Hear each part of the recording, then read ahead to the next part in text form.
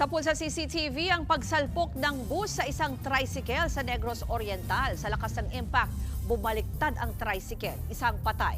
Narito ang Express Report ni News 5 Visayas correspondent John Aroa. Sa CCTV footage na ito, makikita ang tricycle na yan na huminto sa isang eskinita para magpasakay ng pasahero sa Shuttle Negros Oriental. Mamaya, umandar na ito, ngunit pagkaliko sa National Highway, biglang sumalpok ang paparating na bus sa tricycle. Sa lakas ng impact, bumaliktad ang tricycle at tumilapon ang mga sakay nito.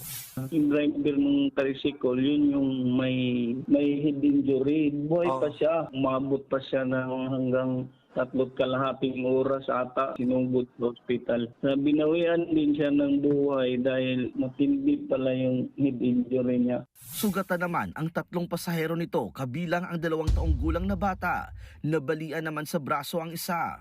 Ang alibay ng series bus driver na mag-overtake siya doon sa tricycle and then may sasakyan daw in opposite sa opposite na lane ba sir. Kaya daw iniwasan niya yun, tinamaan yung tricycle.